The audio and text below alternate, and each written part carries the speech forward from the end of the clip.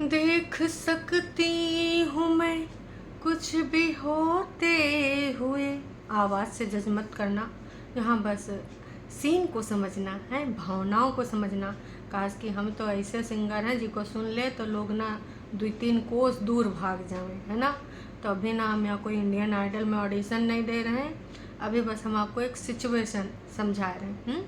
तो देख सकती हूँ मैं कुछ भी होते हुए, अगर मैं नहीं देख सकती तो वो किसी को रोते। नहीं नहीं, तुम्हारा ठीक है, कैरी ऑन, क्योंकि हम ही उसमें शामिल हैं।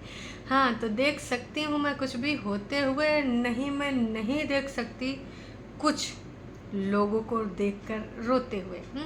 मतलब कुछ लोग अगर रोते हैं तो हमको ना उनके लिए कुछ भी करना पड़े मैं कर जाती हूँ। ऐसा ही कुछ लेके आई हैं जवाब। कौन? झूठ की दीवानी। भाई मम्मी जी मतलब सासू अम्मा देख रही थी मूवी कुछ कुछ होता है, और वो कुछ कुछ होए गए, बहुत कुछ होए गवा।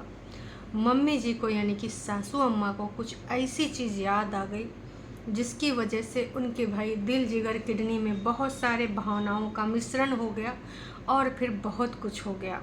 मतलब भाई अश्रुधारा प्रवाहित हो गए यहाँ से आँखों से लेके गाल तक। फिर का जी, जिज्जी ने हमार देखा, नज़र पड़ी, मम्मी जी से पूछा कि मम्मी जी बताओ बताओ काहे रो रही। मम्मी जी ने छुपाया क्योंकि मम्मी जी को पता है।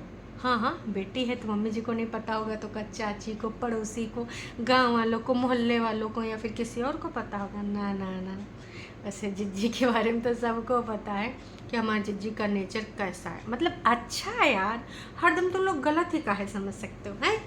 तो भाई मम्मी नहीं बता रही थी, लेकिन फिर एकदम से पता चला कि पिताजी के साथ मतलब ससुर जी के साथ कोई ऐसी बात हुई थी, ऐसी मम्मी जी और पिताजी के बीच की कोई ऐसी बात थी जिससे ना मम्मी जी को ना दुख हो गया, दिल आहत हो गया।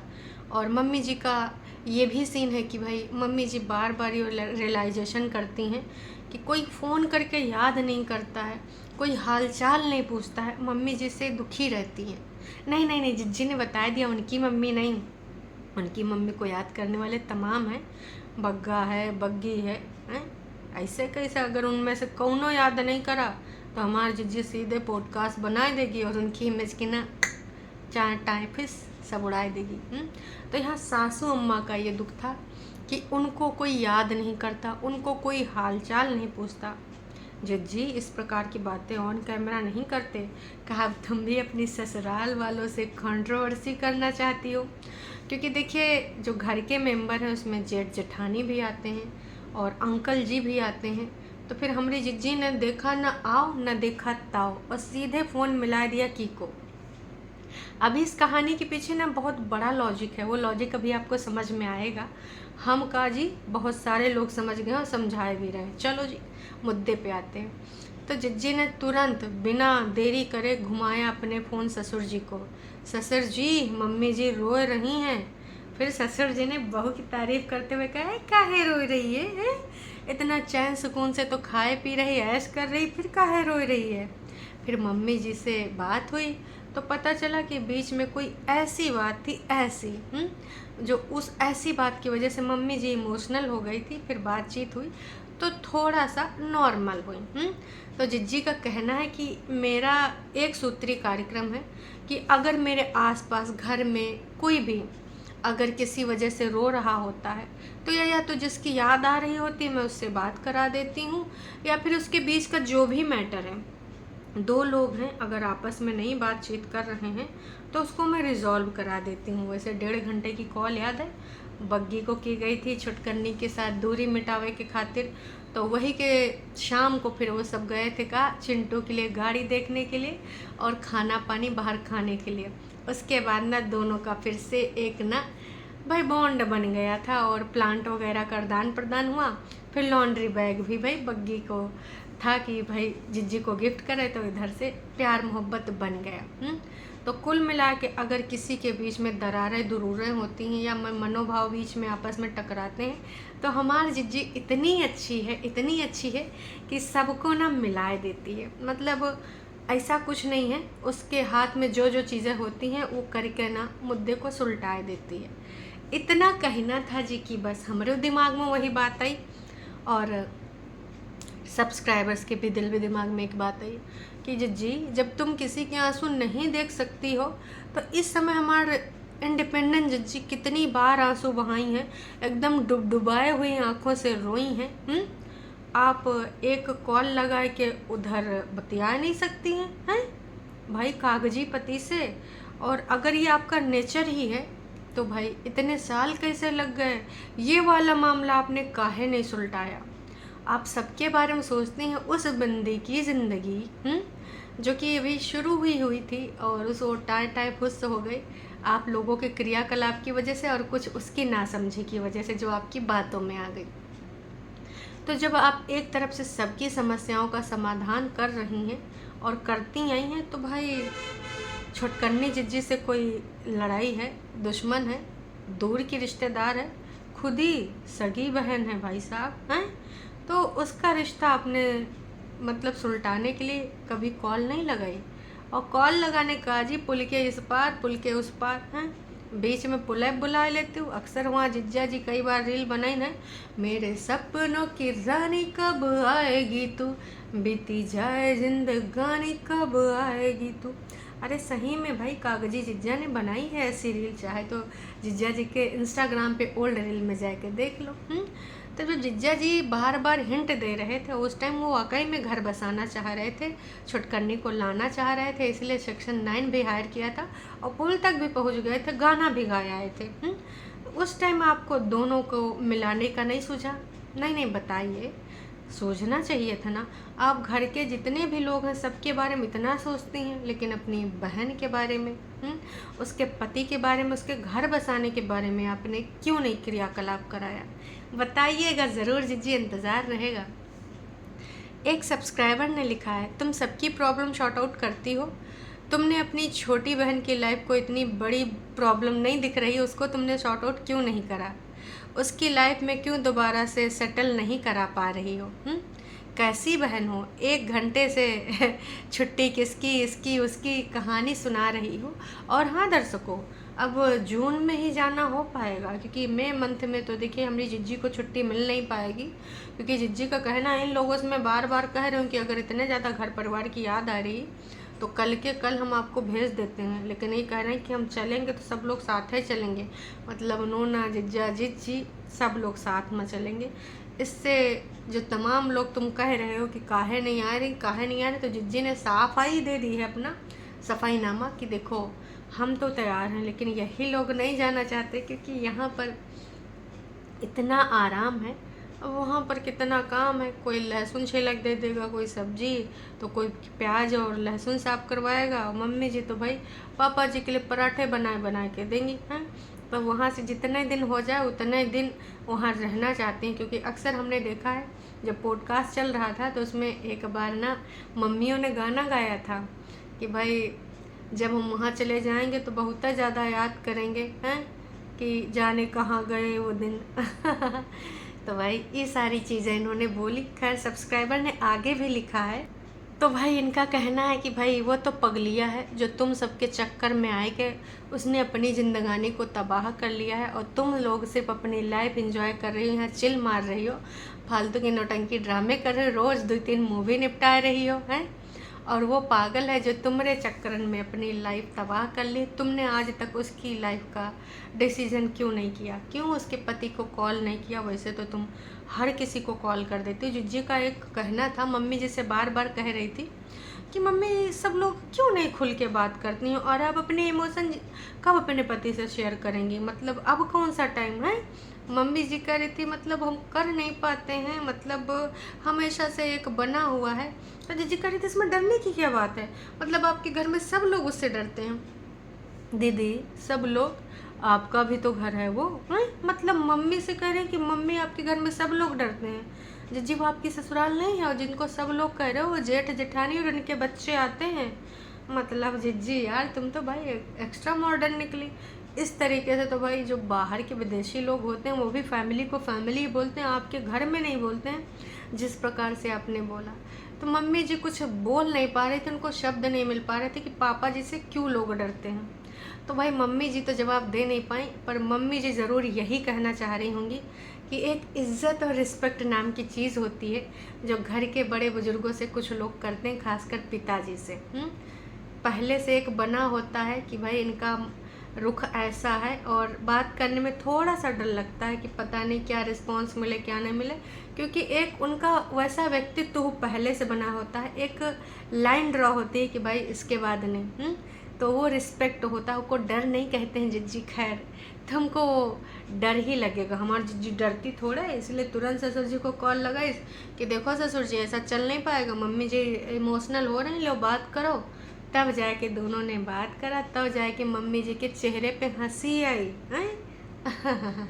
वैसे दर्शकों, ये जो जिज्जी ड्रामा कर रही है, नौटंकी कर रही है, बस यही कहना चाहेंगे कि जिज्जी बस करो। यहाँ पर जो तुम सफाई नामा दे रही हो, ये इसलिए दे रही हो क्योंकि तमाम लोग भाई जिज्जी को, छुटकन्नी जिज्जी को बार बार ये कमेंट कर रहे हैं कि कुछ भी हो जाए, पर इतिन को बार बार ये लोग और उसके सब्सक्राइबर और बाकी जो उसको पसंद करते हैं, जो ना पसंद करते, सब लिख रहे हैं कि कुछ भी हो जाए, किसी भी से सजेशन ले लेना, लेकिन झूठ की दीवानी से कतई कोई सजेशन ना लेना, क्योंकि आजकल हमारे जिज्जी ब्रेक पर हैं। तो जो ब्रेक पे हैं तो भाई लोगों को डर लग रहा है कि कहीं झूठ की दीवानी एक्स्ट्रा क्लास ना दे रही हूँ। भले वो नहीं है, पर दूर संचार यंत्र है, इसके माध्यम से ना लोग वार्तालाप कर लेते हैं, और जिसको जो एक्स्ट्रा क्लास देनी होती है, ट्रेनिंग शब्द है, क्योंकि जिज्जी का कहना था कि आजकल मम्मियों को ट्रेनिंग दे रही हूँ। तो आपको क्या लगता है कि छुटकन्नी जीजी को ट्रेनिंग नहीं दे रही होंगी? बिल्कुल दे रही होंगी, है ना। तो तमाम लोग बार बार यही कह रहे हैं। कुछ लोग तो पूछ रहे हैं आपके पति देव कहाँ हैं? पति देव जिज्जी कितनी बार बोली कि सोए रहे उस कमरे में, अब सब नहाए रहे, अब हम चीला बनाए रहे हैं, बाकी का काम मम्मी जी करेंगी। हाँ, एक ड्रेस जिज्जी की हो गई है जो गोवा वाले बीच पे जिज्जी ने पहनी थी, और बीच में जिज्जी के मोटापा आएगा हुआ था। तब वो मोटापा कम होएगा बाद तो जिज्जी ने सुबह सुबह झाड़ू पोछा के बाद सबसे पहले ड्रेस बनाए, मतलब पहन के दिखाई। खाना तो बाद में बन जाएगा, पहले ड्रेस देखा सब लोग हैं, पर इतनी को भी दिखाया कि देखो मैं तो पतली हो गई, मैं तो पतली हो गई। तो भाई और किसी को अगर डेडिकेशन लेना है तो जिज्जी से ले ले। वैसे जिज्जी तमाम लोग पूछा करते हैं कि हो सके तो अपनी डाइट बता दो, हो सके तो अपनी डाइट बता दो। आप कभी अपनी डाइट बताती काहे नहीं है? तो जिज्जी ने यहाँ पर खैर ये जो सफाई नामा दिया है कि मैं वो महिला हूँ जो सबको मिलाती हूँ, किसी का तोड़वाती नहीं हूँ, वो इसलिए दिया है क्योंकि सारे सब्सक्राइबर जिज्जी छुटकन्नी को मना कर रहे हैं कि अपनी बहन से सजेशन ना लेना। तो जिज्जी यहाँ पर इनडायरेक्टली उन लोगों को जवाब दे रही है, मैं वो महिला नहीं हूँ जो किसी का घर तोड़वाती हूँ, मैं वो महिला हूँ जो घर जुड़वाती हूँ। इसलिए यहाँ पर आज ये जो वीडियो में पूरा क्रियाकलाप कराया गया है, इसीलिए कराया गया। फिर इधर उधर की बातें हुई हैं ढेर सारी। और हाँ दर्शकों, भाई साहब चादर वादर भी चेंज की गई है, और चादर वादर के बाद भाई साहब मम्मियों को जुम्मा कह रहे हैं। लो भाई साहब, हमको भी जुम्मा याद आ गया, जुम्बा कराया गया। क्योंकि डॉक्टर्स ने बोला है कि मम्मियों को कुछ ना कुछ घर में चलाओ फिराओ, वर्कआउट कराओ, इसलिए सारी मम्मियों ने जुम्बा वर्कआउट किया। उसके बाद बॉलीवुड के गाने भी लगाए गए। मैं निकला हो गड्डी लेके, जुम्बा करते करते मोटापा छोड़ आई, मैं उत्थे मोटापा छोड़ आई। जब हिमाचल जाएंगे तो यही दोनों मम्मियाँ गाएंगे।